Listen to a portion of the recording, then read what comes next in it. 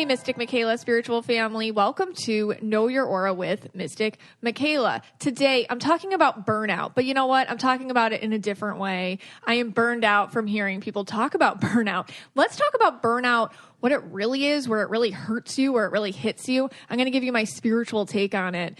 But first, hey, Scotty. Hey, guys. So, let's bring it back to you. Okay, sure. You had like serious burnout for like years. We don't even know how you spent, how many years teaching? 20? Yeah, I think you were burned out after like the what? Yeah, well, I was a teacher for 20 years. I was probably burnt out for, let's say 17 of those years. I think that's correct. I do. And like, okay, so bring us back to it. Okay.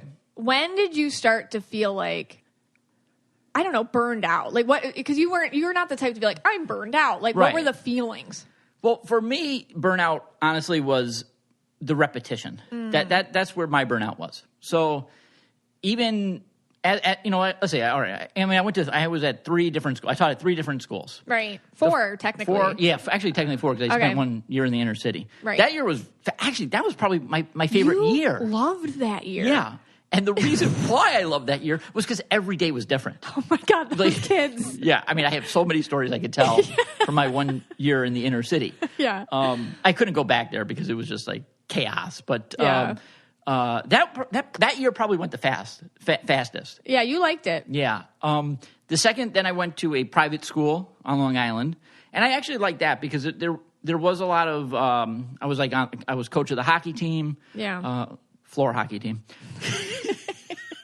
They did their best. They did their best, yeah.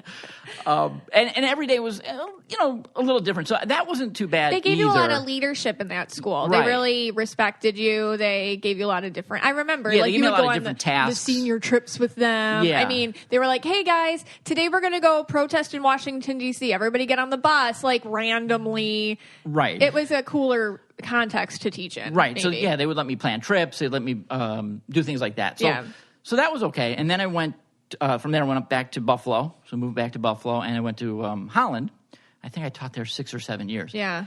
And that's when like the burnout began. Yes. And not the Yes. first year because it was a We change of talked about school. that, yeah. was okay. But then as I was getting into like year 3 and 4 and 5, like complete and utter burnout. So what does it feel like? Give me emotions. Okay, how does that feel? Physical feelings. What did you get? Okay, from like the moment I got up and I knew I had to get like even dressed and then I had to get into the car, the whole process was dread for me.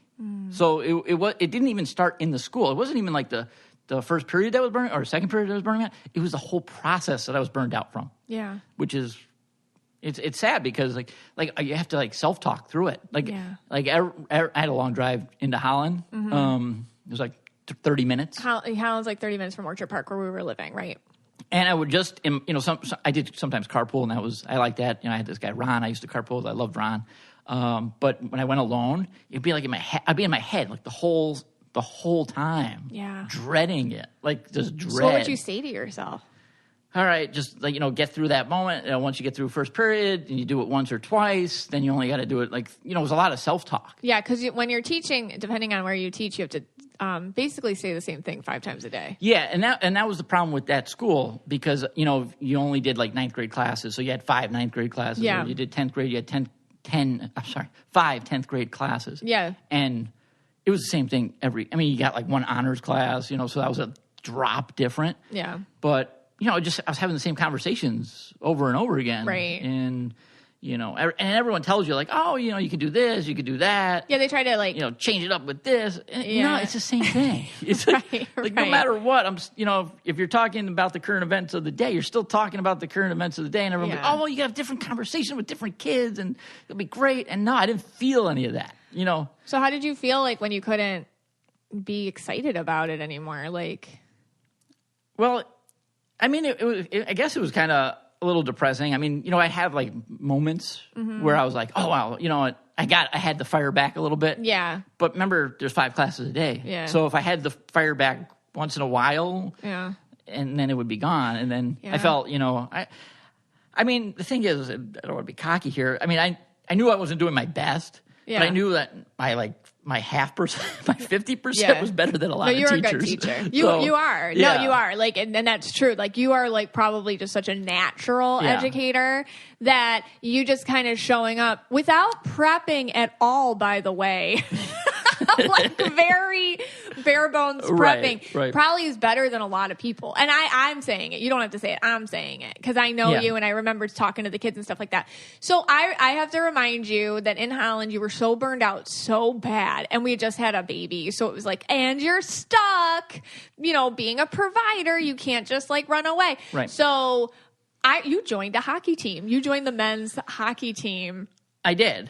That helped you for a while. That actually did. Yes, it did. Gave you something to look forward to, and I play a couple nights a week with the old guys. I got a couple guys from the school that I taught with to play on the team, and we were a bunch of misfits on ice. We were called the Shacks after a guy on the team that we called him Shaq. Yeah, and he was like the worst player. You never ever won except one time. Oh my God! Yes, we won one game, and we went nuts. Like it was just like pandemonium on ice. The picture, yeah, because you guys have never been so happy to win one flipping game, right?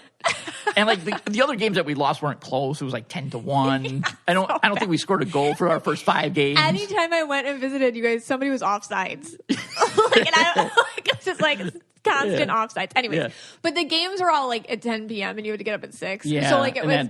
But so even being tired, I felt like made you feel alive again or something. Yeah. So it was you call that a burnout Band-Aid? Yeah, there were a lot. I did have burnout Band-Aids. So what are some burnout Band-Aids? So just for in terms of teaching, I'm sure other people have in their different jobs or things in life. But so let's say driving to Holland, it was a 30-minute ride. Yeah. I pretty much found every single route you could do to go from Orchard Park, New York, to Holland, New York. And then I think I found out like 100 different routes to go. Wow. Just to change up the drive, because the same drive was monotonous to me. So I figured, if I can change up the drive, maybe that would help a little bit. Yeah. So that was a burnout Band-Aid. The hockey, like you said, was a burnout Band-Aid. Other things that were burnout Band-Aids would be changing schools. So I started off by saying I went to taught at 4 different schools. So after Holland, I think it was like 6-7 years, I figured, all right, let's move to Florida, get out of the cold, let's go to the sun, and I'll go to a different school. Right. And that actually worked. Well, you went back to a private Jewish school. You went to another private school, right. Private Jewish schools have like a completely different schedule. Right. Like both calendar-wise and usually like the secular classes were taught in the afternoon. So you didn't have to go in sometimes till 10, 11 a.m. So it was a totally different school day. And that was a burnout Band-Aid for you. That was a burnout Band-Aid. Yeah, the first couple of years there, I was like fine again. Yeah. Those were like those 3 years I wasn't burnt out. Those were a couple of the years I wasn't burnt out. Yeah, you were happy again. Yeah. And then again, that didn't last because again, I'm going back to the drive again. I got to get dressed again, like, picking out the same, shirts to wear. I bought a lot of shirts. Like I have like, let's say 50, 60 dress shirts up there now. I know. Why? Because I was so sick of the rotation of the shirts that I had to just buy a new shirt to see if I could get out of the monotony of that burnout. I never knew that. No, I just thought of that now. You did that. Yeah, you're right. I didn't know myself until like this moment. So it seems like with you, there's like a lot of, and I think a lot of people might be able to like relate to this, kind of like the things that we do, the like symbolic kind of distractions we create for ourselves. It seems like they mean that you need more. Yeah. You just need more. You're aching for more. Yep. So it's like the weird creative ways you find more for a little bit, but they don't hit it. Like they don't satisfy. No, they don't. And I've said this on the podcast beforehand. When I had the, what you guys call the spiritual awakening, or, that kind of thing, that's when it hurt. Oof. The burnout was like burning, like literally burning. Because when you turned 40, you were like, listen, I cannot. It was on your birthday, so, okay. I cannot do this. Like, you looked at me like, I can't. And, of course, then we have 2 kids at that time, and my practice wasn't anything, really. And you had to stick with it, like, 3 or 4 more years. So, and then that's when you were really not doing good. So what kind of burnout Band-Aids, once it hurt, what did you do during the day to try to make yourself feel like you're giving energy to anything else? Well, okay, so then I started I would every day put energy towards the practice. How? Little things. Yeah. Just writing people emails. Even looking to try to find a little radio show for you to go on. Anything that I can do to put some energy towards it helped a little bit. That's interesting because like during readings, like spirit will come to people and say something similar like that. Like during your day, listen, you don't like where you have to be, but you have to be there. So how about a half hour every day? Right. Like spend time on that other thing that you do, like whatever it is, like take the 20 minutes, 30 minutes and like give that energy towards the thing that you like, even if it's not formed, like just anything. Yeah. So like when the teachers were grading papers, which is what I probably should have been doing, and kids got a lot less homework the last few years. Right. So they're the benefactors of all this burnout. But then, what I do, I sometimes I'd look at the stocks. I would trade stocks. Oh, yeah, that's the big thing. So I would do that did during the break. Right. I would think of ideas for, to grow your practice. That's funny. I remember you were in competition with yourself. Like, can I make more in stocks than my paycheck? Right. Let's see if I can do it. Like you would make because you're red. So you're like, let's have a competition with myself. Like that kind of thing. I remember that. Yeah, I did that. So, those were the things I would do. And then as it went on, I just continually put more and more energy, and I've said this on the podcast, I know, towards that goal, and less energy. And you went down to part-time eventually. Yeah, so I did it, I did the whole thing with a Band-Aid, too. Yeah, most people could do it a lot quicker than I did. Yeah. But you cut that off with a butter knife. Yeah, so basically I said, all right, you know what I'm going to do? Next year, I'm cutting something. I'm going to cut a class. And then next year, I'm going to cut another class. And then next year, I'm going to cut another class. And you found places to replace the income. Right. And then you know what the final straw was me? The one year when I stopped cutting things, and it was lower, a lot less, but I didn't cut anything. That's when I had a freak out. I said, I got to get, we had Brett in here, and I'm like, Brett the hypnotist. And Brett, our hypnotist, Brett Sorrell. Yeah. Yeah, because that year it was still less than I was doing for a couple of years. Yeah. But I didn't cut anything. It was still the same amount of classes. Yeah. So when that happened, I had another freak out. And I said, all right, let's get this done. And after Brett came and you did the hypnotherapy with her, and actually that's an episode, oh my gosh, it's one of our very early episodes called Demystifying Hypnotherapy. You actually gave your notice that day. Yes. It was episode 15. Yes. You actually gave your notice that day. Yes. I walked in and I said, I'm done. I'll stay out for like a month. I'll give the 30 days and I'm done. Shout out to Brett. Reach out to her. She's amazing. Of course, they were like in panic at the school, and they convinced me, could you just drop a class and then finish out the year? Yeah, then you just felt bad. Yeah. And I felt bad, so I dropped the class, and then at least I felt a little better again because I now was cutting down the energy going towards that. Yeah, and then the pandemic hit, and you had to finish the rest of the year on Zoom. Right. Now, what's interesting is, and I wanted to bring this up because I think this hits a lot of people. Yep. And that is, at one point, I don't even know if you remember this because it's very emotional for you. Serious, Scotty. Yes. You said, you know what? I just don't feel like the kids deserve somebody better. And I remember you saying that and feeling so bad that you felt all these feelings of burnout, and I'm sick of it and I'm over it and I don't want to be here and all that. And there's just these innocent, kids sitting there like, hey, Mr. Firestar, and I remember you feeling guilty about it. Yeah.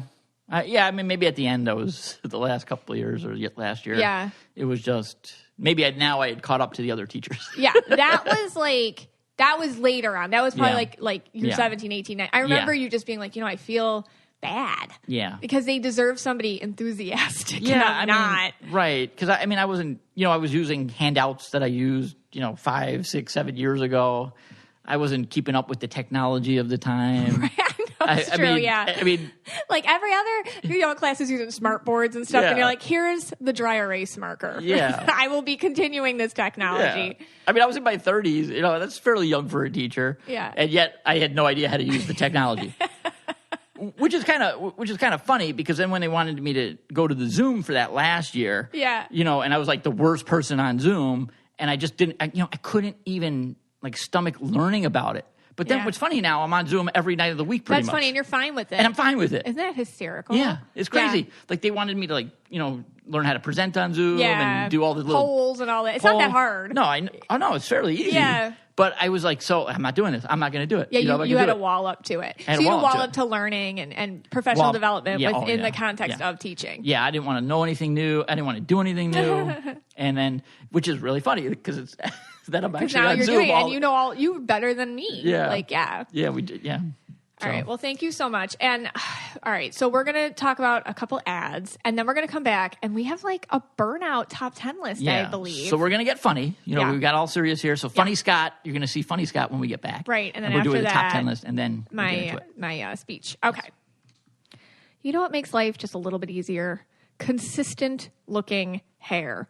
Well, with Function of Beauty, you can be done with having some good hair days and some bad days, because Function of Beauty hair care products are 100% customized to your needs. So you can turn all your days into good hair days, into a good hair life. Function of Beauty is the world leader in customizable beauty, offering customized formulations for your hair's needs. Here's how to get started. First, take a quick but thorough quiz to tell them just a little bit about your hair type: straight, wavy, curly, or coily, and your hair goals, such as lengthen, which is what I always use, volumize, and oil control. Does your hair get frizzy in the winter but oily in the summer? Well, when the seasons change, you can change up your hair goals. You can switch your goals based on how your hair looks and feels, or keep the formula the same every time. Next, you choose your color and your fragrance, or go fragrance and dye free. I personally, right now, am loving up on the rose. It is a subtle yet beautiful scent. It makes me feel so good every time I use it.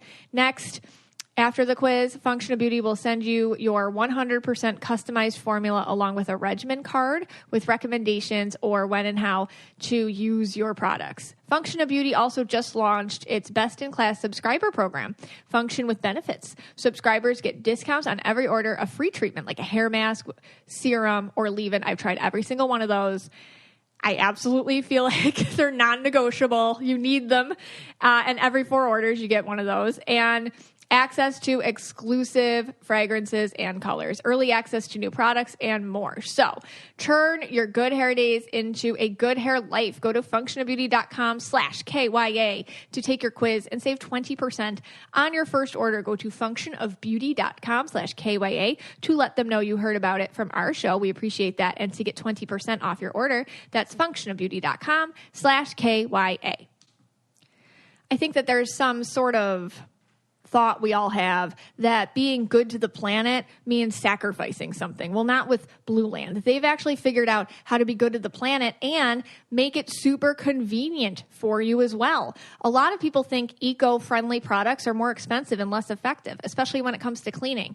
Sure, it might say all natural, but you're not really sure if it gets the job done. Well, Blue Land has fixed that with its revolutionary refill tablets. Blue Land was founded on the belief that a cleaner planet starts at home. It's a simple idea. Buy the bottle once, refill it forever. No plastic waste. Just fill Blue Land's beautiful Instagrammable bottles with warm water, pop in one of the hand soap or spray cleaner tablets, and within minutes you have powerful and effective cleaning products in the most incredible scents like rose, bergamot, and lily mint. Blue Land also has convenient laundry and dishwasher tabs that come in chic and compact refillable metal containers instead of those big, bulky, disposable, ill-colored plastic tubs. Blue Land's stunning, high-quality forever bottles start at just $10 when you buy a kit and are also meant to be reused forever with money-saving refill tablets that just start at $2. So cut out the plastic waste without sacrificing clean. Get Blue Land. You'll love it, and the planet will thank you. Right now, you can get 15% off your first order when you go to blueland.com/KYA. That's 15% off your first order of any products Blue Land orders at blueland.com/KYA. That's blueland.com/KYA. They've helped me a lot in my cleaning. Hey, Scotty. Hey, guys. All right. So I figured that, we need a top 10 list. Now, I did steal this bit from a guy. I think he's like over 100 now. His name is David Letterman. Maybe a couple of you still know who he is. But his big thing on the Tonight Show was to do the top 10 list. So I thought it'd be funny to do a top 10 list of things that I'm burned out from. Okay. So things you're burned out from currently. Things that I'm currently burned out. I probably forgot about 50 or 60 of them, but these are the 10 that came to mind. Got it. All right. Here we go. Number 10. And you go backwards in this. Okay. Got it. Number 10. Wishing someone a happy birthday on their Facebook feed. Oh, people still do that. Yeah. Yeah. I mean, You don't like doing that? You haven't done that for a long time. Yeah, I got burnt out about that like at least a few years ago. And I feel bad. My birthday is coming up in September, and I know that's when I feel bad about this burnout. Yes, because everybody says it to you. I know everyone does it to me. I know. I get like 6 or 7 happy birthdays. Everyone everybody, everyone I know, and I feel bad because then I notice, oh yeah, I even Facebook made it even easier for you. Like they remind you. They remind you. And all you have to do is put the happy birthday and the cake in there. And you ignore it? I do. Stop. That's awful. Like Facebook makes it so easy. Like it's like, do you want to wish these 3 people a happy birthday? And then they even like auto write it for you. And you don't do it. No, because I'm totally burned out by it. I used to do it all the time, Take it personal, people. He sees your name, knows it's your birthday, and just like goes away from it. Yeah. So no, actually, just know I'm doing it to everyone. It's just not. It's not just you. Okay. And again, we're only talking about. You don't even wish me a happy birthday on Facebook. No, I don't. I always think it's dumb to talk to each other on Facebook though, because we're usually in the same room while we do it. Yeah. I mean, I could add to this like posting. I'm like Instagram. I don't even like to post. I mean, I'm burnt out from all of that. Yeah. Stuff. Like all that is. I'm burnt out from it. I'm gonna just go on a limb here and say you were never. I never really was into it. No.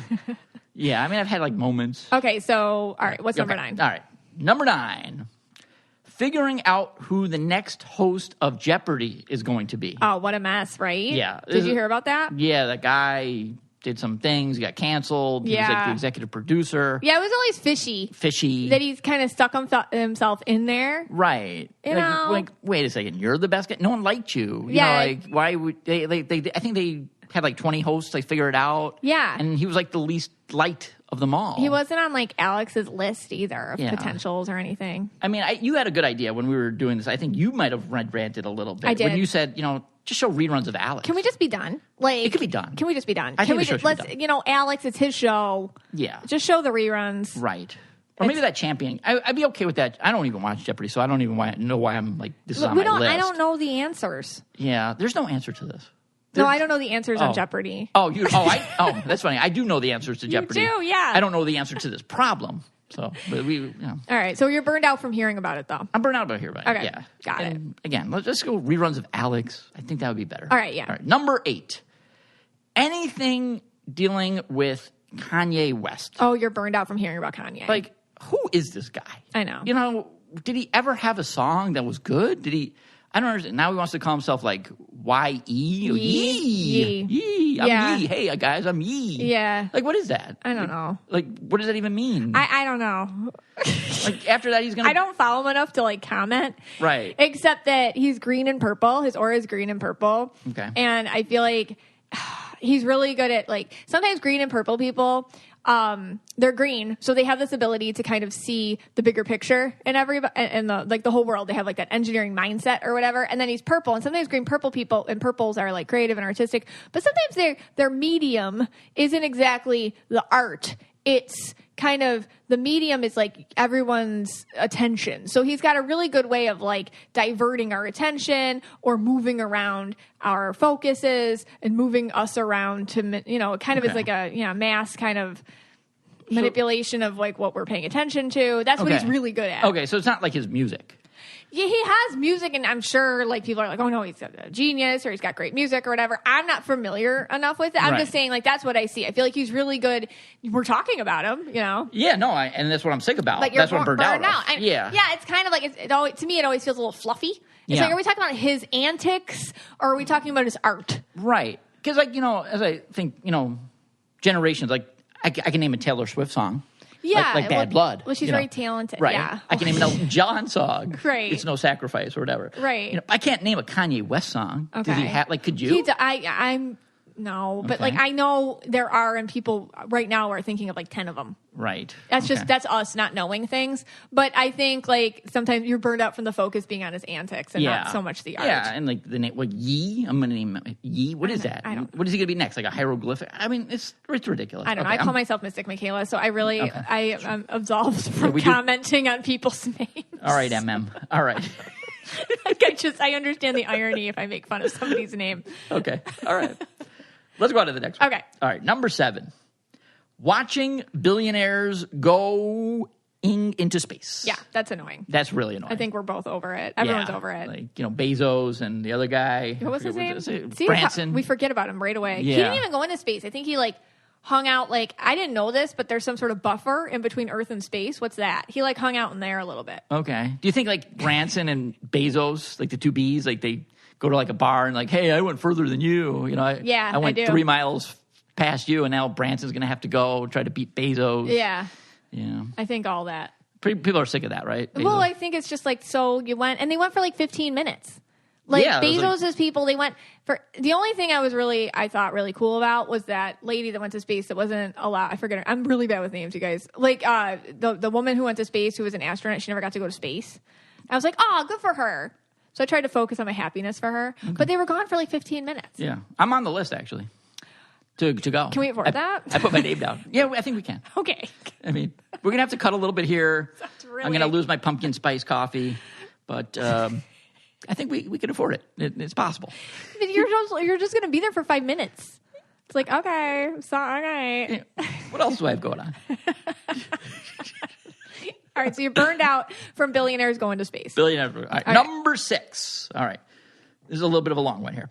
People who complain about people who complain about pumpkin spice things. Okay, so there's people who love pumpkin spice. Right. And then there's people that are like, wow, that's super basic. And then there's people that make fun of the people that call it super basic, and you're burned out from them. Yes. Okay. And you know what? I'm burned out about the whole thing, because every time around this year, mid-August, a couple things are happening. Louisiana's getting hit by a hurricane, and everyone's debating if pumpkin spice is it time for it? It came out too soon. Right. And then some people are like, you can't have it before September 1st. And then people make fun of that whole debate. Right. And then everyone's Instagram posts, they have them in a coffee with a pumpkin spice But then there's coffee. people now making fun of those people. Right. And there's people and then you're sick of the people making fun of the people making fun of it. Pretty much, but I'm sick of the whole thing. The whole thing, okay. Anything. Yeah. Anything pumpkin spice. I just had pumpkin spice coffee this morning, but. Yeah, but you're super basic. Yeah. You're like a basic white mom. Yeah. Yeah. And then, people, You're a basic white mom. I am. I am a basic white mom. I'm sick of I don't even watch Instagram Reels, but I'm sick of people that put the pumpkin spice coffee in the Instagram Reels. I'm sick of TikToks with pumpkin spice in it. Everything pumpkin spice, I'm sick of. But I thought you were sick of except drinking it. So then you might be sick of yourself, because I thought you were sick of the people making fun of it. Oh yeah, I'm totally burned out by myself. Yeah.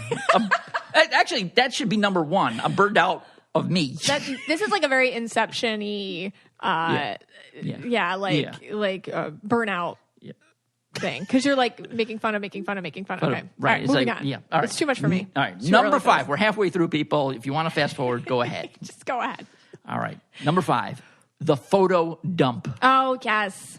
I mean, just because you preface it by saying it's going to be a photo dump does not make it okay. Yeah. I don't want to see 7,000 pictures of what you did.Maybe 1, 2, but the photo dump. I don't get the photo dump. Yeah. Do you get the photo dump? I mean, well, no. I mean, no. But what is It's their outtakes and stuff. They're not supposed to be good pictures, but now people are doing the photo. It started this kind of a trend on Instagram. Here's my photo dump, and then people started, and they were doing it authentic photo dump photos, like your outtakes or or things that you actually aren't good at just highlighting. It's just here, I'm just throwing it in there. Now people are orchestrating them, and they're a little bit more, they're less I don't know. So what you're saying, it used to be okay, I took a roll of 30 pictures. Yeah, it was authentic, all of them. The weird ones or your outtakes or whatever. And now it's almost they are planning them out. Right. So it's a planned photo dump, and that feels less authentic to me. Okay. So if I actually did a photo dump, we just went to Helen, Georgia, yeah, I would have taken a picture of every room of the cabin. Yeah. Taken a picture of the bathroom, maybe a picture of me in the bathroom. Right. Me after getting out of the bathroom. Okay, that's weird. Nobody's taking those pictures. But you don't even know what a photo dump is. I know what it is. Remember, you would take photos, you're oh, that's a good one to show people. That one's kind of we'll leave that one out. That. Yeah. It's all the photos. You know what? Back in the day, a photo dump was... You'd go to Kodak and you'd get your camera and you get all the pictures back. Yeah. And then you'd show them to everyone. And everyone would be like, oh, that's nice. Oh my gosh, remember? Like people would hand you like their little CVS envelope filled with like their pictures. 40 doubles. Yeah. So you'd have to go through like, here's a double. Okay. Yeah. And then your friend would call you up and be like, oh, I just got back from a great vacation. Why don't you come over? And you're like, oh God, I know what's going to happen. I'm going to say something on our first date. You did that to me. I photo dumped you on our first did. date. You gave me, I'm not even joking. You probably don't even remember. You gave me like, here, look at my photos from the road trip you took with your bachelor friend. Right. Yeah. You shouldn't be here right now. It's just amazing that I'm here because a lot of these pictures were like extremely questionable now that I'm thinking about it. Like, it is a miracle that you're still here to this day. How did I get past, like for me, how did I get past those first 6 months? But then you're complaining about that, but that was like literally the first date you handed me. Like, I think there were like 100 photos you picked up at Walgreens or something of a road trip you took before you knew me with your roommate and you both were like poor and dirty. Exactly. But now, just like it was like a very dirty road trip. You're like sleeping in the car, doing weird things. Well, like I said, I'm burnt out for myself. Okay. Number 4. We're almost done. Okay, number 4 is 4 p.m. Oh, okay. Yeah, I am burned out of the time. Like it really starts a little bit before 4 p.m. It's like 3:45ish to like 4:59. Yeah. Why? Well, it's like that time of day. You know, like it's kind of like here in Florida, it's like that's like the hottest part of the day. Hot. It's like bright. You know, like I don't know. You know, I'm like kind of like lagging a little bit. So I have a coffee. I get my coffee, my pumpkin spice coffee now. Right. And then I drink that, and then you're just kind of waiting around for dinner, and it's like that in between. Yeah. There's nothing good on TV at that time either. You usually want to go for your nap at that time. That is my nap time. So then I'm alone, and I'm not like Barry. I can't be alone for 69 days in the wilderness.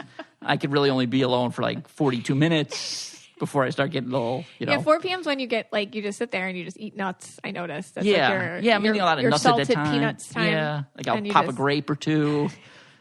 Yeah. I get it. Okay. Yeah, it's like a burnout time. All right. Especially down here in Florida. It might, in the wintertime, that's going to actually go down to the 3 o'clock hour. Right. But now it's 4. All right, 4 p.m. Got it. All right. Number 3. Okay. Really burned out from this one. Bills under $15. Like, okay. Okay. Let me just go through this list here. I got Netflix. Do we have Hulu?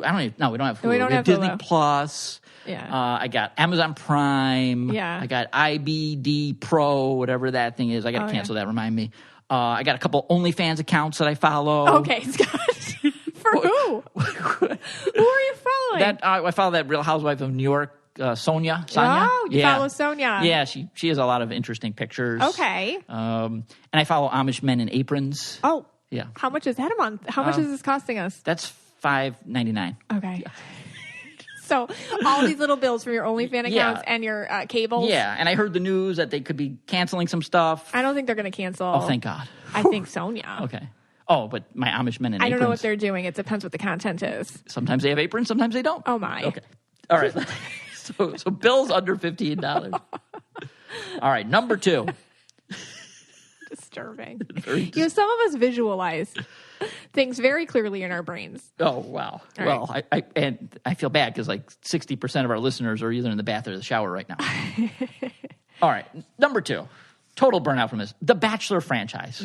Everything Bachelor, I'm burned out. We've established this. You didn't even watch it last season. No, because I didn't either. I didn't either. I actually did watch it because I knew what they were going to say. How many times you have to hear my person, the journey, I'm here for the right reasons. Nobody's there for the right reasons. Nobody is. Yeah. It's okay. So the entire franchise I'm burned out of. I can't watch it anymore. And of all are they going to make Tyler Cameron the Bachelor? I don't know. It's always like the rumor. That'd be full burnout. I think, I don't even know. They can't bring him on. You have to let go of Tyler Cameron. You have a fascination with him. I do. It's really weird, right? It's like a... Think he'd come on the show? If Matt was here, maybe. Oh. If we had... Like Matt comes. Matt comes, yeah. If actually Tyler Cameron is the Bachelor, you know how like they do everything the same every year, so they always bring in that guy from another girl from another season. Yeah. So they probably bring in Matt James as his extra person, and they'd go on a date. Yeah. And that was the real connection. That was the thing. Yeah. Hey, bro, want to go on Know Your Aura? Hey, bro. Hey, bro. Only if we could do it shirtless, bro. All right. Okay. And the number 1 on the top 10 list that I am burnt out of is my twin flame relationship with Jeopardy. We all are. And we all are. Well, we all are. We might have to officially retire that whole reference today. It's time to move on. No, the other day people tell me how much they love it, and they want to know like the origin story. Yeah. Who? They actually, I think they want a separate podcast. You have 3 nice people that are telling you that. All right. Well, Oh, Scott. we get like 4 downloads. You It's should okay. get Jeopardy on. I would. He'd be my first guest. Okay. Yeah, and then I would get all the members of the Amish community, some of my guys from, Amish Men with Aprons, Yeah. and That'd be an interesting show. We'll get like 4 mics here. yeah. All right. All right, we got a couple ads, and then we're coming back with Burnout. Okay. So probably like a lot of you, I often run into CVS and, for one thing and then end up with an armful of a lot of miscellaneous things, maybe my lipstick and some sunscreen and snacks for the kids and like I love their smoothies and stuff. So how annoying it is when you get up to the cash register and, okay, now I got to find my wallet. Now I got to do this. Well, guess what? When it's time to pay, you don't have to pull out your wallet or open your purse. You already probably have your phone in your hand. PayPal QR code payments are now accepted at CVS stores nationwide. So it's super easy to make touch-free payments with your phone. And plus, you get a $10 cash back on your first purchase of 20 or more. I use PayPal all the time. I use it for my practice. I completely trust it. It protects the buyers, so it makes buyers feel very secure when you use it. I feel personally secure anytime I use PayPal. And also in this way, it's so convenient to use PayPal at CVS. And by the way, you're getting paid to use it now. So to get $10 cash back on your first transaction of $20 or more, just head to your local CVS and pay using your PayPal or Venmo app. That's $10 cash back on your first purchase of $20 or more with the PayPal or Venmo app. To see the terms and learn more about how to earn this $10 cash back, you can go to paypal.com/KYA. Shopping for new clothes can be an overwhelming experience for me. It can be tedious and time consuming. It can be expensive. Fortunately, shopping is super easy with Stitch Fix.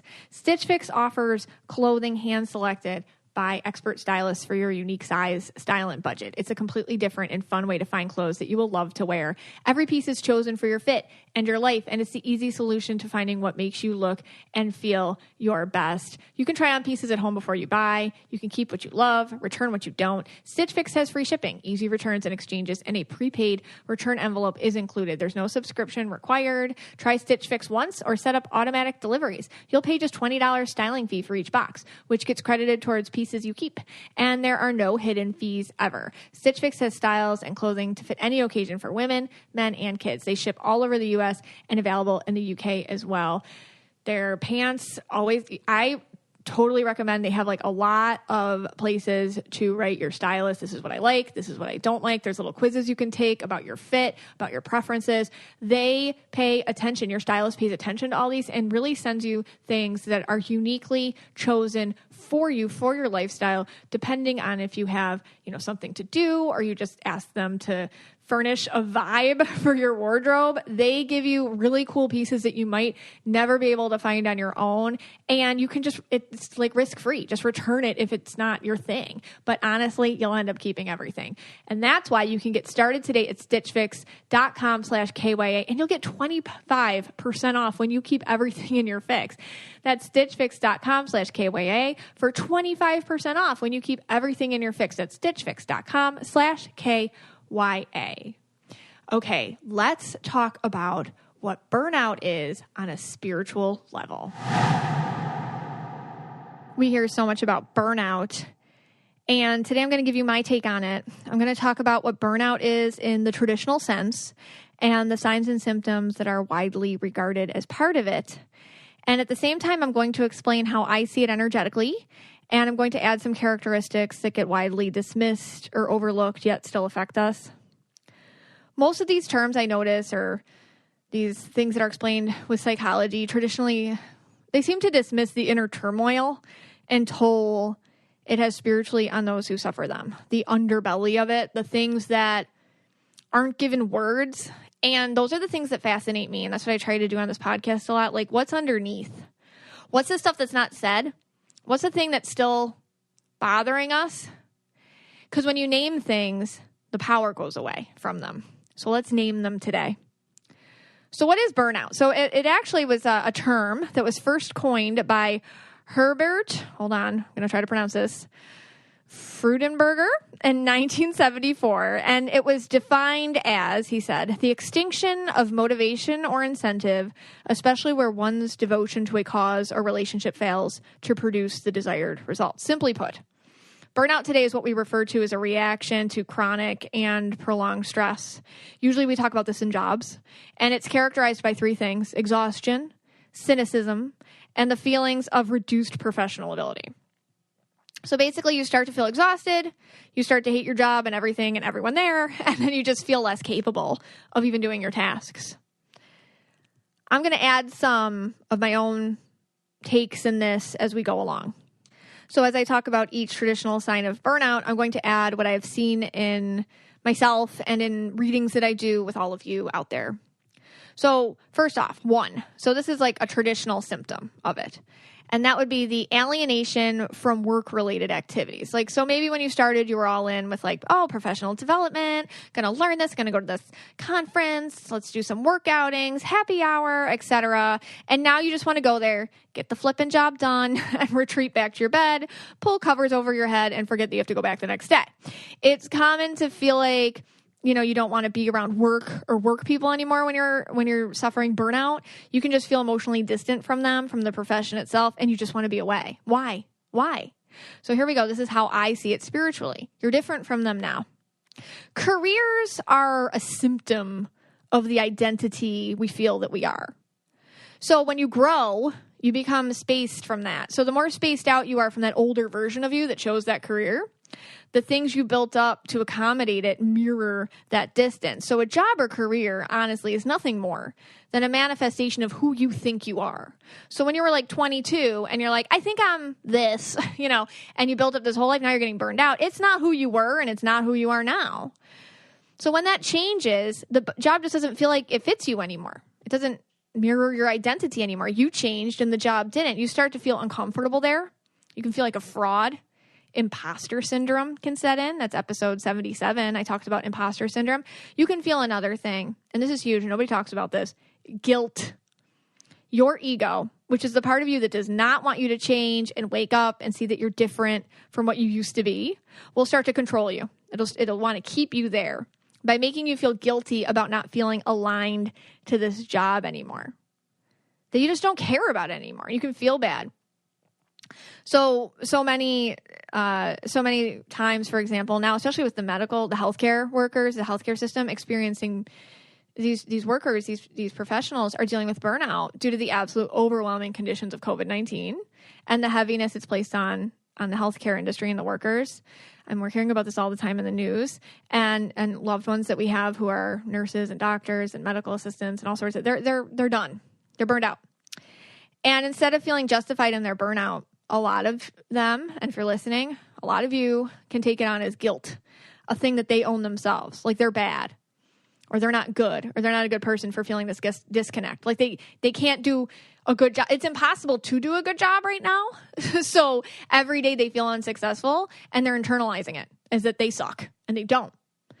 Because it's not the job they ever signed up for at all. This is a different job that's happening right now in this world. It's a different job, and it doesn't align with what's normal to the job. So the circumstances today are not what healthcare workers or anyone, truly, humans in general, should ever be normalized to experience. But the burnout can get aligned with guilt. So just keep that in mind in any job you have, teaching or nursing or any, especially when you're dealing with kind of innocence in a way, like you're dealing with kids or old people or sick people or, people in general. When you start to get burnout, you can get kind of like jaded a little bit towards the people you're supposed to be helping. And then you think you're a bad person. You're not. It's just not who you are anymore. And you need something different. Okay. The second thing is that is traditionally associated with burnout are physical symptoms. So the actual physical symptoms that can come with burnout are like numbness, you may feel drained, headaches, stomach aches, widely reported, digestive issues, fatigue, just feeling of dragging through your day. Okay, spiritually. What this is your body's way of speaking to you. I just did episode 95 about auras and health And I said in there, and it's true, your body is a metaphor. When you stop listening to your burnout, which is basically just your soul's way of telling you, listen, this is over. This is done. Let's move on. You're not listening to that anymore. Your body's going to start talking to you. And it's more often than we want to see at times, we can't listen to our inner voices. So we wait until an actual diagnosable medical condition arises so that we can excuse ourselves from our work. So when we get the actual autoimmune disorder or the God forbid what else can come up medically, we can feel justified finally to leave. You don't want to wait for that, okay? Many of us have been programmed to feel that our voices, our simple feeling of not wanting to do this anymore, burnout, and fear of not knowing what to do next isn't sufficient enough to justify and warrant quitting and moving on. So health issues are your body's red flags. And if you already are starting to have these, it's time to really ask yourself and pay attention. What am I suppressing here? What am I not listening to within? Because they do get worse when you don't listen to them. At least acknowledge them. Even if you can't make a change, at least acknowledge what your body's trying to say to you.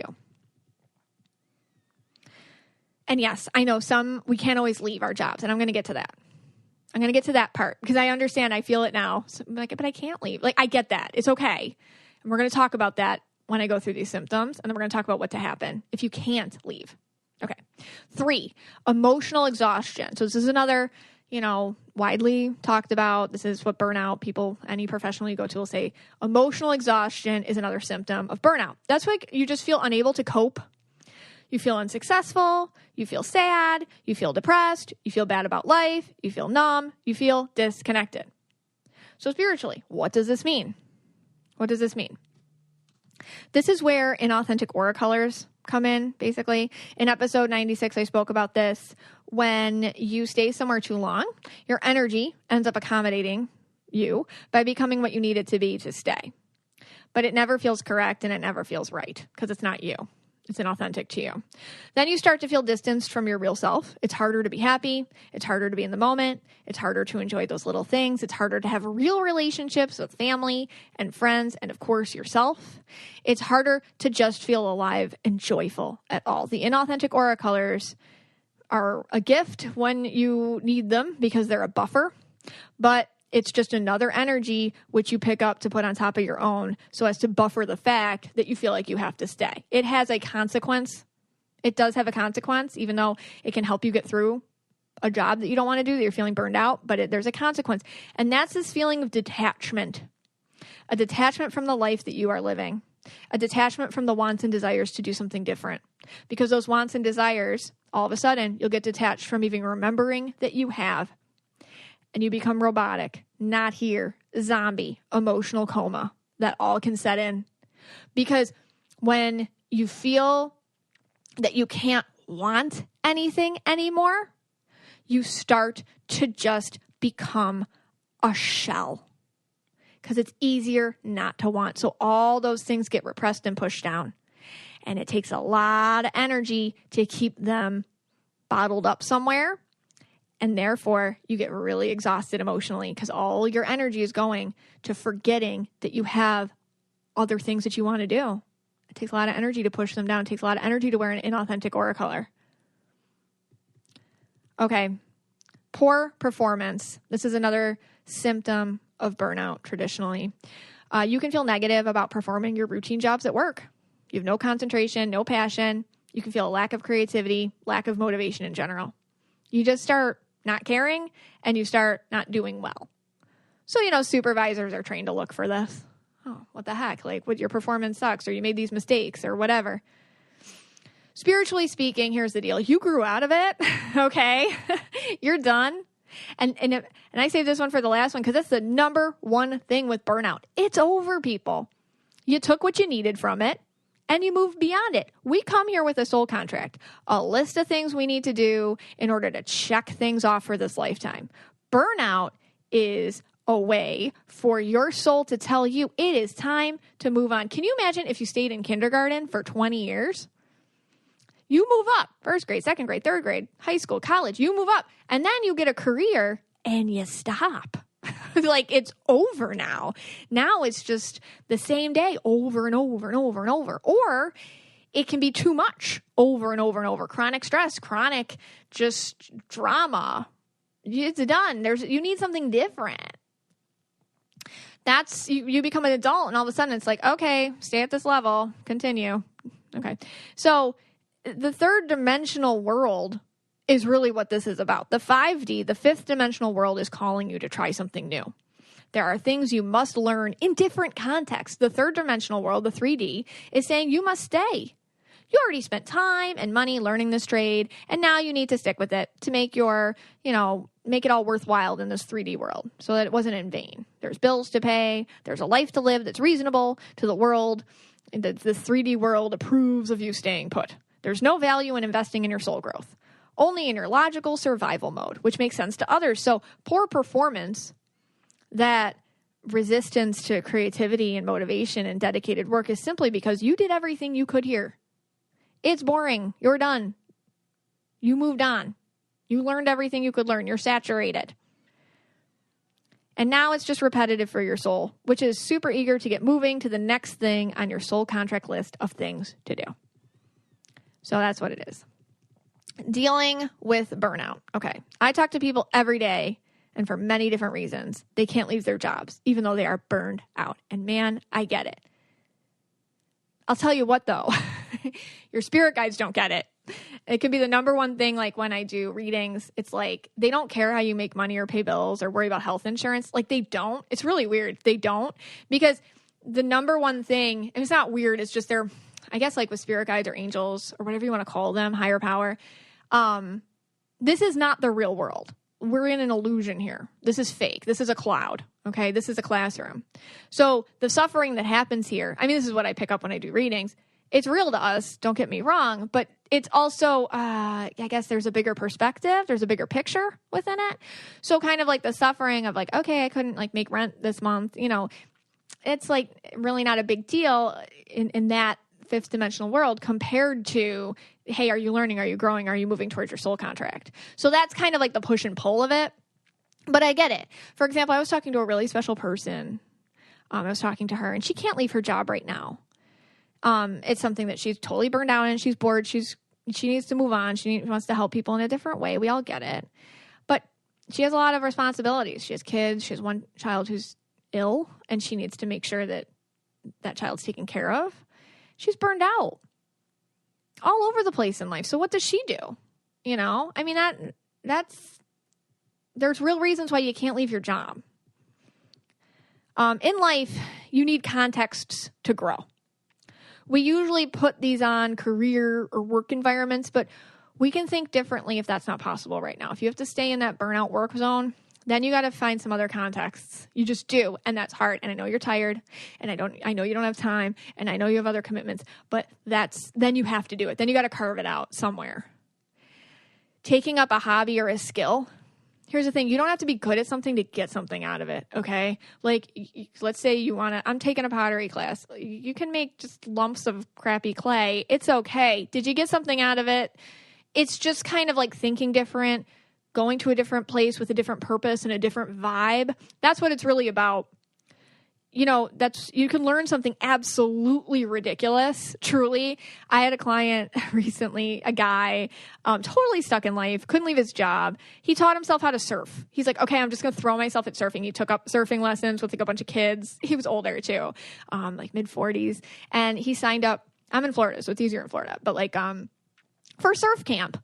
Okay, you're with a bunch of like 14-year-olds. But he did it. He signed up for surf camp. And he went every day to surf camp, and he just was like, do it. And he decided he was going to do it. He wasn't any good at it. He stood up a couple times. He was proud of himself, and he dedicated himself to it. Like, yes, he had to go to work and stuff like that, but what was he thinking about all day? What am I going to do? When am I going to hit the waves? What am I doing this weekend? What kind of board do I need? What am I going to try next? It took his mind off of him, of his life, and put himself in a different context. Sometimes you got to take yourself out of the norm, like completely. Another thing you can do is make a plan you look forward to every single weekend or when you have time off. Seriously, like a lot. Any day off, make it a good day. And I understand that sometimes Netflix under the covers is a good day, but make another type of good day too. Several times a month. This has to be a number one priority for you. that you are taking the money that you make, at least some of it, and spending it on something that you find just freaking fun. The goal? Laugh till you cry, see something new, try something different, be with people who make you feel good.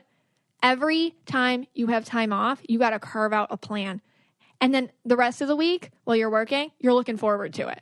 You're really getting excited about it. And then, of course, therapy always helps. Here's the thing, though. When I see people try any of these strategies, something's going to happen. Like if you dedicate yourself to one of these strategies, something's going to happen. Your life will change. I see it with everybody. They end up leaving the job they swore they couldn't. A new job pops in out of nowhere. They find another way. And what it actually is another way will find them. We limit ourselves. This is part of burnout. We think the way life happens is linear, is a 3D order of operations, that we have to do step 1 and step 2 before step 3. No. Life is a zigzag. Life is sporadic. Things happen on your soul's timeline, not on your ego's timeline. When you open up space by thinking and doing things that honor your ability to laugh, your ability to feel joy, your ability to see the world with wonder again, like a child. When you watch a sunset and you feel peaceful, when you see that beauty and it just hits you somewhere. When you can hear a song and dance in your kitchen with wild abandon, that's when you're hitting something right there. And no, it's not linear. And let me tell you something, the less it has to do with what you think the actual problem is, like your job or something, that's when you know you're onto something. The way through it's within you. It's within your ability to absolutely look at this world and see that it's a flippin' illusion. To find a spot within you, to find a place where you feel familiar and comfortable. And be there with yourself and spirit. That's the journey, and there is work involved. There is work involved. So let's look at burnout a different way. It's going to feel pessimistic and overwhelming and stuck. But let's look at it as your soul tapping you on the shoulder, telling you, you grew out of this. That's it. Okay, I grew out of it. And now I have to open my consciousness up to a lot of different pathways where my soul is more than ready to attract things that I need from the universe to come and lead me to the right thing. And will I be able to think of what they are? Nope, probably not. In your wildest dreams, the ways that you're going to get out of it, you could never imagine will come to you. But you got to open yourself up to it, which is why you got to put yourself in different contexts. Let's talk about some of your burnout situations so that we can feel not so alone. Hey, Scotty. Hey, guys.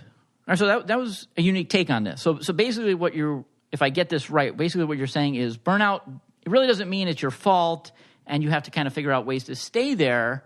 It really is more about simply like your soul grew out of the context of the thing that was in. Yeah, your soul contract is talking to your soul. Your higher self wants to, kick you out of there and get you onto some new experiences. But a lot of us hold that as like, oh, I'm a bad person, or I should figure out how to stay in this or whatever, instead of acknowledging, okay, maybe I've grown out of it. Right. And so that's that. Yeah. All right. Well, we're going extra today. Yeah. We have a whole other segment to do. We have one ad from Skillshare coming up, but right when we get back, we asked the Mystic Michaela spiritual family, we said, burnout, where do you feel it and how does it feel? Have you made steps to overcome it? We're gonna chime in with those after this ad from Skillshare. Yeah, I'm really happy that Skillshare actually is a sponsor of this episode about burnout, because things like Skillshare is like actually a great way to explore yourself, to kind of do that thing I was talking about, or to make yourself feel more creative in other contexts, to hopefully light that fire, that catalyst for self-growth, and hopefully get you on new paths. And learning new things can do that. Every human was born to create. Whether you last picked up a paintbrush yesterday or in grade school, you can explore your creativity and be inspired. Personally, right? I mean, I've done so many Skillshare workshops. They're short, they're easy, they're doable, and they're relevant. Right now, I'm taking Video for Instagram, which is, they teach you how to tell an engaging story in less than a minute by Halise Narvaez. It's really short, it's to the point, it's effective, and it's making me think about different things, which I really appreciate. Whether you're a dabbler or a pro, a hobbyist or a master, you are creative. So discover what you can make with classes for every skill level. Experience real improvement with hands-on projects and classes designed for real life. Skillshare is also incredibly affordable, especially when compared to pricey in-person classes or workshops. An annual subscription is less than $10 a month. So here's the deal. Explore your creativity at Skillshare.com/KYA and get a 1 month free trial of premium membership. That's 1 month of a premium membership at Skillshare.com/KYA. Give it a try. See what it sparks in you. Hey, Scotty. Hey, guys. All right, so we're going to look at now some of the Mystic Michaela spiritual family members on Facebook, their experiences with burnout. And there does seem to be a lot of commonalities with these. A lot of them, I read through them all. There was over, I think, 200 to 300 comments. And a lot of them dealt with like pain, usually in the neck area. Yes. Did you on the find Auras that too? and Health episode, I talked about that. Like, neck is correlated a lot with pleasing people. Okay. So it makes a lot of sense. I mean, obviously there's like real medical conditions too, but like spiritually, like you hold a lot of I have to do this or else I'm not good kind of energy there. And also the neck can be a place where when your head and your heart aren't allowed to confer, a lot of the energy gets stuck in the neck because you're not letting your head talk to your heart or your heart talk to your head. Okay, that makes sense. And Does it? You're so logical. You're like, okay. Yeah, that makes sense. All right. Yeah, I'm spiritually awakened now. Oh, that's true. So stuff like that makes sense. And I thought there was a lot of burnout in teaching, but it actually seems the biggest burnout seems to be in the medical profession. Yeah, I just talked about that. Yeah. I mean, obviously, these people in the medical field, they're superhuman. Like how they're dealing with all this. Yeah. So, I mean, at least a quarter of them were dealing with like nurses, doctors and things. Medical professionals. Yeah. Okay. So we picked out some. Hopefully we didn't pick out the same ones. Okay. All right. First one I have is Kelsey K. And she writes, she got my attention because she wrote Jumanji, Petrol Hanchar. That'll do it. And my name. So you write those two things, you're pretty much going to get on the show. All right. What'd she say? All right. I get burnt out in a big way about twice a year. Work and home life and quit, honestly, sadly, being a mom trigger it. So basically life. What? Working at home, work and home life. Okay. And quite honestly and sadly, being a mom trigger it. Oh, Sorry, yeah. I read that Oh, really that's fast. yeah. So it's work, home life, and then being a mom. And then being a mom. Like the combination of working and then going home and being like, okay, now be a mom. Like that. Yeah. Okay. And then she says, so basically life. Yeah. It feels very heavy. Feels like I just want to keep driving after I drop the kids off. Aw. Drive to wherever I end up and then throw my phone out the window. Okay. As long as you downloaded KYA before you did it. So, I'm too funny. I never want to speak to anyone or do anything. I want complete silence and either sunshine and peace with a body of water or a very stormy day in my bed. Aww. I overcome everything because, well, I have to. I have no choice. I can't just run when I have kids and a family. Yeah. It always brings me back to a part of my life when I didn't have to consider everyone and everything else to make a decision like that. Yeah. Makes me sad. I usually just take some alone time in a bath or something, and it subsides. Okay. Thank you. All right. So I love that. I'm really thankful that she was so honest about linking the mom thing to it, because I feel like what happens is we get burned out so it's not, and the thing with being a mom, sometimes it's not just it's not like your relationship with the kid, or your kids. It's like the way that you feel like you should be with them. So even like schools, like the institution of schools and the pressure it puts on, and I get it because I do it too. Like, okay, you have to do this with your kid. You have to do this. You have to make sure they do this. You have to make sure to do that. Sometimes like the burnout from feeling the pressures of what you should be at home, like you have to do this to facilitate their life or whatever, that you can get burned out from even the expectations that you're supposed to have based on the institution of the school. Plus you're working full time. So when are you? When can you have an honest, vulnerable, real connection with the loved ones in your life when you're constantly like infiltrated energetically by the expectations of the outside stuff. That's like trickle down burnout. That's what I think with the parenting. It's like trickle down burnout. Does that make sense? It's like, it's like you're supposed to be all these people, and then it trickles down to like, all right, I can't connect with my significant other. I can't connect with my kids. Like, I feel burned out there too, because you're not allowed to be who you are to them. You're supposed to be what all the institutions around you feel, are telling you to be. Yeah. Especially now, it's very hard. Yeah. Just like having kids ourselves, like there's a lot of expectations on the kids. Like Abby came home with like a sheet yesterday, like, okay, she has to do like this much math and this much reading every night. It's like, oh, well, okay. And I don't work a traditional 9 to 5. Let's say I get home at 5. I just see her. And now I got to make dinner. Now it's like, okay, I have 2 hours before she goes to bed, and I got to be like, okay, we have to read and do math. Like, that's stress. That's all, it's hard. Yeah. So of course you're burned out, not from being a mom, I think from being the expectation of what you should be. Yeah. And all I can really add to that is if your school drop-off is like our school drop-off. Which I'm sure it is. Going through that car line, could burn anybody out. I do, I don't even do it every day. I do it once in a while. Yeah, I'm burned out from it. We're lucky we can walk together, but yeah. Yeah. All right. You have one? Yes. Okay. So I have from Ashley L. She says, I seriously feel burnout all the time. I once had a manager tell me I seemed like I was on autopilot. That was a pretty low point in my life. It usually comes out in anxiety, fatigue, and overall, like I just need to mentally check out for a bit. Well, in some cases, I think I do mentally check out without even realizing it. I will watch Netflix, browse Pinterest. I don't feel like I have successfully figured out how to overcome it, but I do feel like taking a break from my everyday life once in a while helps out a lot. Even just a quick local getaway for the weekend or a trip to visit my cousin/best friend helps to clear my mind. Also, during just everyday life when I'm trying to get work done, I'll take a break and go back to it. It helps, gets my focus back for a bit. So I like that she talked about autopilot. Yeah. And then I think it's sometimes easier to get stuck in autopilot.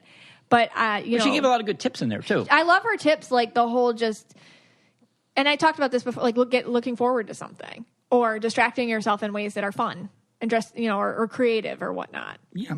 No, that's definitely true. I mean, I knew I was totally burned out, in the middle of that, going back to when I was teaching when, there was like a pumpkin pie for dessert and I got like so excited about it. I know. I was like over the moon excited about it. Yeah. And then. That's interesting you said that because like I was watching something and this guy was, it was like one of these weight loss shows or something. And he was struggling with you were watching it with me. This is a long time ago. And he was struggling with his weight. And he said, it's just that my whole life is so mundane and monotonous and I have nothing to look forward to. And at night when I eat, I actually feel like that's for me and I'm happy and I can actually look forward to that. So when you think about it, the self-destructive tendencies, like be that like food or God knows, whatever, you insert whatever, just because you just needed to look forward to something and then your ego's like, quick fix, self-destruct, right. Yeah. All right. Well, you picked Ashley L. I got Ashley G. Okay. It's like The Bachelor here. Yeah. I'm burned out again. Just you mentioning Sorry. I just got a burnout feeling. Sorry. My neck. Okay. Burnout feels like total exhaustion, but being wide awake. Okay, that seems similar. The stress of not getting everything done will literally keep me up at night. The constant loop of wanting to please everyone and not take care of myself is draining. Not to mention there's a part of me that chooses to avoid things when I'm so tired, but could be helping my future self more. It's so frustrating. I know it, and I just don't follow through. So, yeah, that makes sense. It's like awake in a nightmare. Yeah. Like, I realize it sucks, and I can't go anywhere. It's like being paralyzed. Like, that can feel like that. Right. So I like that she gave it such words. I feel like, and this is why I thought this was an important episode, like, let's hear each other's real vulnerable in the moment feelings where you feel very isolated so that maybe together we don't feel so isolated. Maybe it's like, oh, everybody else gets it, that feeling. Yep. Okay. I have Kate B. So she says, and she gives me her aura colors, and she says she's turquoise, so she gets sleepy. I just shut down physically and need to go nap or go to the quietest, most still area I can find. I keep my noise-canceling headphones handy and try to wake up with an upbeat playlist, usually ones I listen to when I'm on a run so my body thinks, go, go, go. And then she says her purple, and this is how her purple handles it, or I get super distracted. If I'm frustrated or I feel like I'm stuck with something, cleaning, work, etc., all of a sudden something else feels very urgent. The purple self-sabotage is real. All of a sudden I might get a creative idea that I need to pursue, or I'll get tied up in helping a friend or a friend with some crisis I just found out about. Still working on managing those impulses.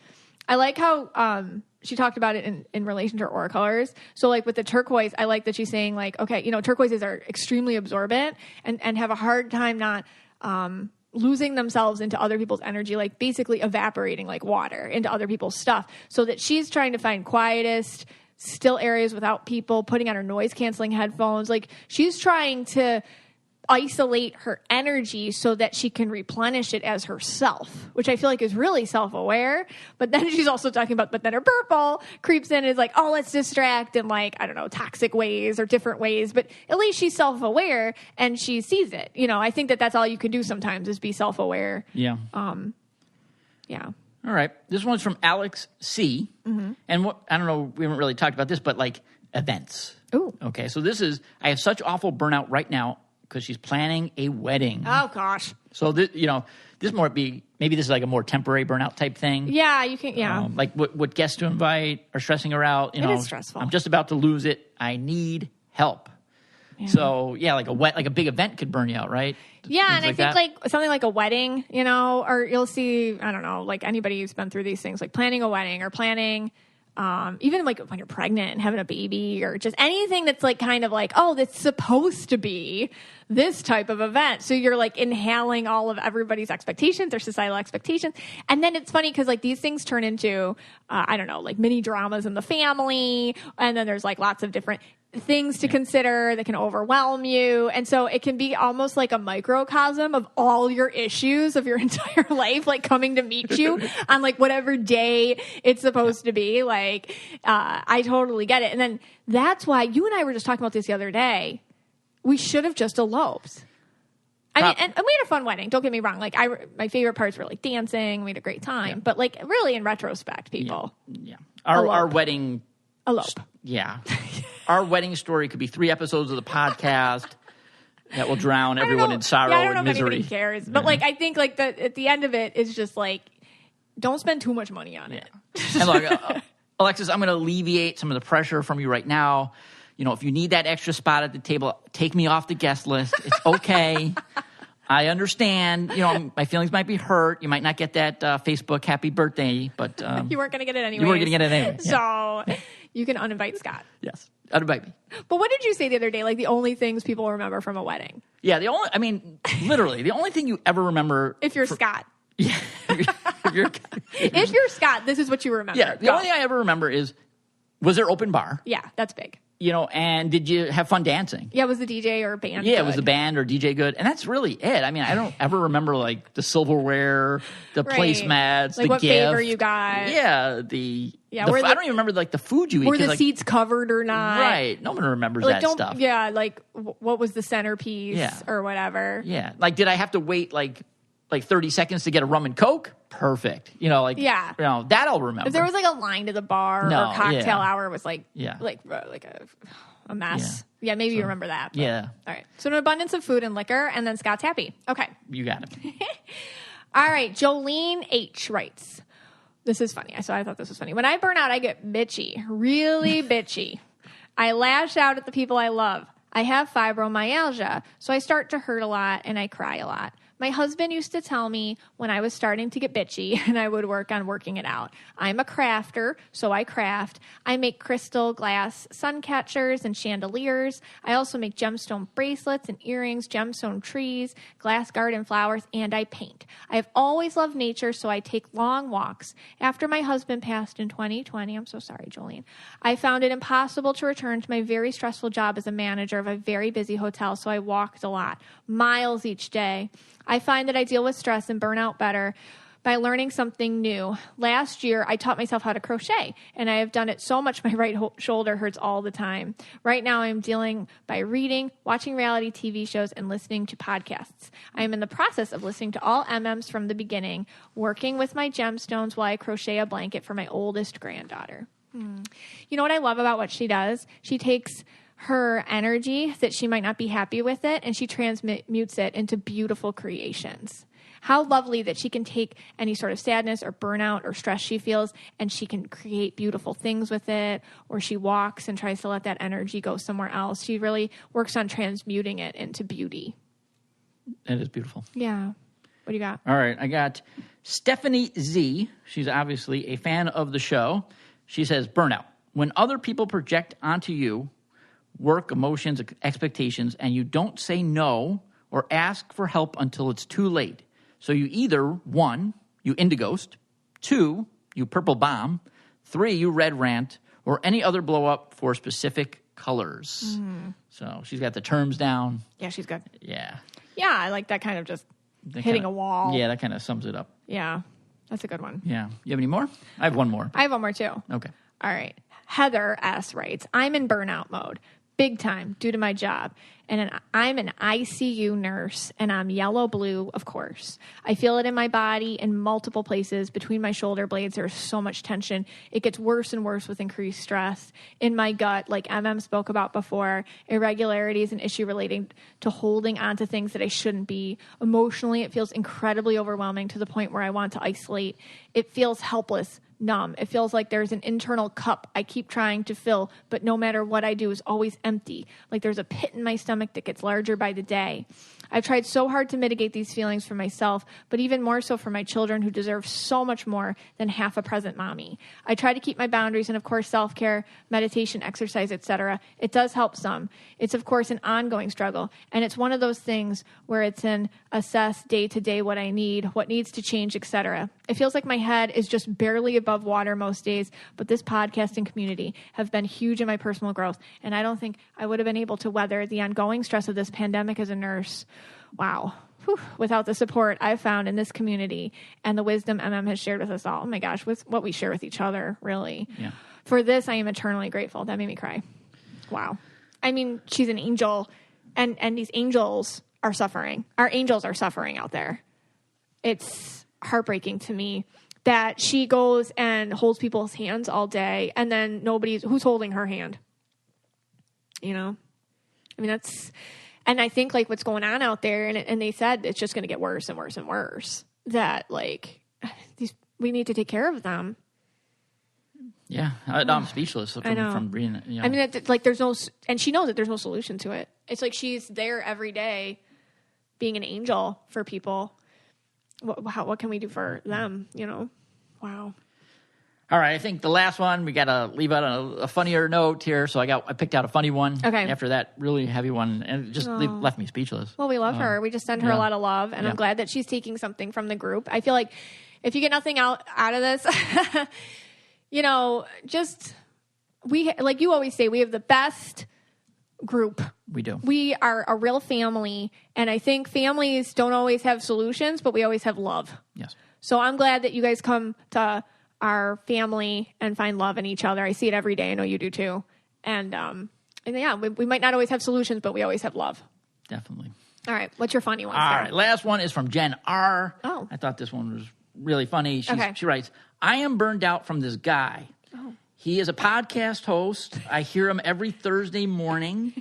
He does a lot of red rants. He makes jokes, doesn't understand things like TikTok. Please help me. So who do you think is that Joe Rogan? Yeah. That's Joe Rogan. Okay, so she's talking about Joe Rogan. For a second, I thought it was me. Right. But then you were like, please, I'm amazing. Yeah, that's Conan O'Brien. She's talking about Conan. Right? You're one of those guys. Right. Not you. It can't be me. Like you would think it would be you. All right. Well, on that, look, the one thing I have to say, there's one thing I'll never be burned out from. Yeah? You know what that is? What? You. Oh, thanks, Scotty. It's so sweet. Yeah. Oh. All right. Oh, all right. Well, hey, guys, this podcast is for you and about you. Thank you so much for spending time with us today, sharing your light, sharing your energy. You all take care. If you want to be the most interesting person at the cocktail party, well, hop on over and listen to the Brain Candy podcast. Our award-winning content will have you laughing while you're learning. We read all the best articles, books, and studies and keep up with new TV shows, documentaries, and pop culture. And then we cram it all into 2 shows a week. Conspiracy theories, cannibal rabbits, unsolved mysteries, the history of the Walkman. There's something for everyone. The Brain Candy podcast. Find our link in the show notes. Or simply search for the Brain Candy podcast on your podcast app.